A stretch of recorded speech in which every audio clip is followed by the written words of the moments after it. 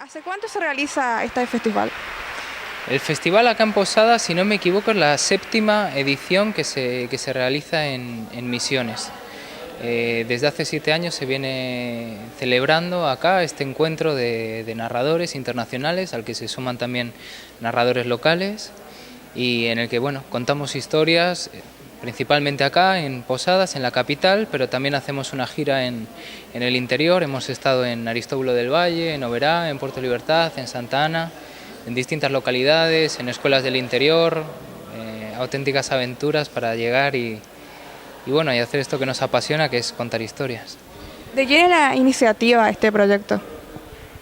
La iniciativa parte desde acá, desde el Centro del Conocimiento, y articulado con otras instituciones vienen organizando este festival. En el marco de este festival de este año, ¿qué provincias visitaron o piensan visitar más adelante después de Misiones? Mira, antes de Misiones veníamos del Chaco, de Corrientes, ahora nos vamos para Buenos Aires, desde ahí seguimos para Tucumán, Jujuy, sigue Mendoza, Córdoba, Tierra de Fuego, y hay otra extensión en el sur de Chile, en Punta Arenas. Así que tenemos un largo viaje hasta prácticamente mediados de noviembre por las distintas provincias. ¿Se logra con este tipo de talleres promover la lectura en los jóvenes? Se logra, si bien no es el objetivo primordial, porque para eso hay talleres de animación a la lectura, se consigue a través de los cuentos, sobre todo si es un cuento literario. Tú cuando cuentas un cuento de un autor, ponte que cuentas un cuento de Julio Cortázar, hay mucha gente que todavía no se ha acercado a ese autor, y si tu cuento le gustó, lo que va a hacer inmediatamente al salir es ir a buscar cuentos de Cortázar, comprarse un cuento de Cortázar y ir a la biblioteca a buscar a Cortázar. Si bien no es nuestro objetivo primordial el fomento de la lectura, sino básicamente que el público, el oyente, sea capaz de imaginar nuestra historia, disfrutarla, suele ser directamente proporcional. Después de escucharnos, siempre el oyente llega al autor. ¿Usted solamente narra o también escribe? Yo narro y escribo, las dos cosas. Soy autor de la mayor parte de cuentos que cuento, y ahora estoy por publicar un par de novelas infantiles. ¿Hace cuánto usted participa en este tipo de festivales y de qué año aproximadamente? Pues en el 2009 vine por primera vez a trabajar a Argentina.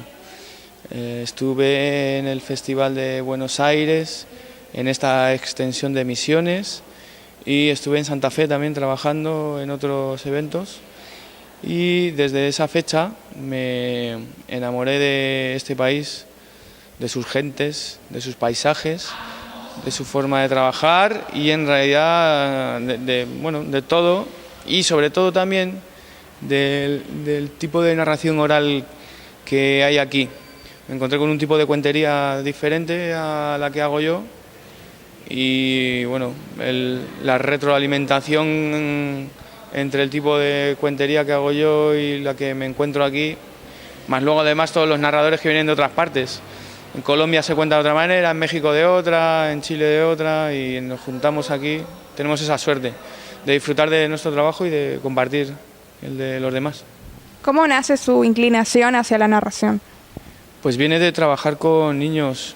He estado trabajando desde hace un tiempo en educación, digamos, educación no formal, fuera de la escuela, ¿no? Como así tipo actividades extraescolares, en proyectos fuera del aula, pero en el ámbito de la educación, y desde ahí descubrí el formato cuento y el formato espectáculo de cuentacuentos como recurso educativo primero, como arte escénica después, y finalmente como un acto de comunicación muy necesaria en el siglo XXI, en una época de pantallas y de telecomunicación.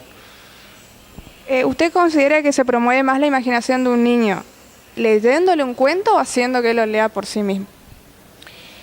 Mira, ahí en esos aspectos así más técnicos me parece que Habría que leer un poco a Vygotsky, por ejemplo, pero como hay... O sea, la verdad, creo que a través de la palabra se activa mucho la imaginación en general, a través de la palabra.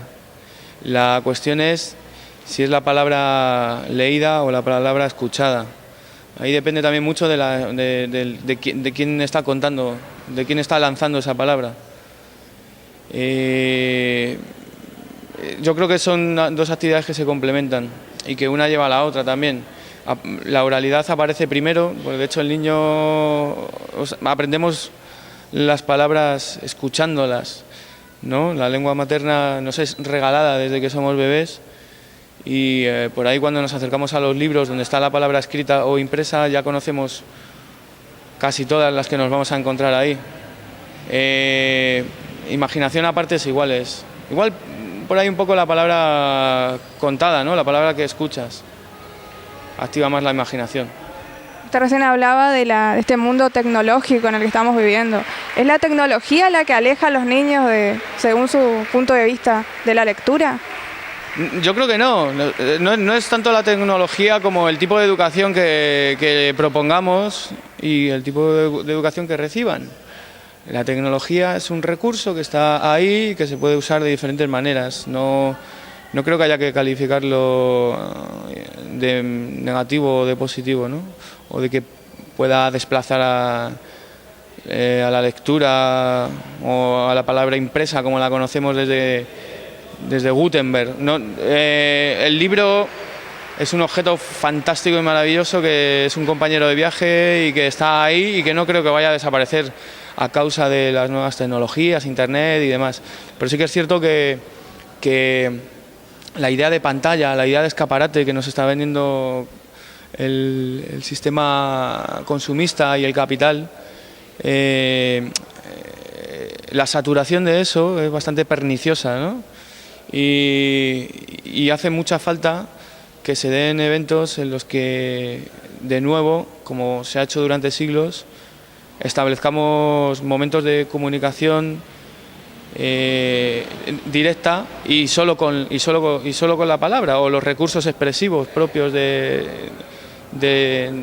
comunicador o del artista, ¿no? Y dejar un poco de lado la pantalla, que ya hay demasiada presión sistémica, ¿no? O sea, porque al principio nos íbamos a la pantalla a los cines, ¿no? Después la pantalla la metimos en casa, había televisores en todas las casas, en el salón. Después no solo había en el salón, sino había en el salón, en la cocina, en la habitación, en la otra habitación, en la otra habitación. Y ahora ya no solo hemos metido las pantallas en nuestra casa, sino que ya las llevamos todo el rato encima, en el bolsillo, ¿no? Todo el mundo ya tiene su celular y... Entonces, bueno, hay que tomárselo más relajado, ¿no? Y por tanto, hay una responsabilidad, digamos, pedagógica o ciudadana por ser adultos de intentar que nuestra infancia y la generación que nos sigue no se saturen de pantallas y de telecomunicación entendida como a distancia y que haya más presencia y que se escuche más la palabra del adulto, ¿no? O sea, entonces en la escuela, las maestras, los maestros que no paren de contar y de cantar y de cantar y de contar, que ya habrá tiempo para que un niño mire la tele. Un niño no tiene que andar mirando la televisión ni a echar mano de un celular hasta que tenga 8, 9 años o 10. Si es que no, ni falta que hace, ya llegará el momento.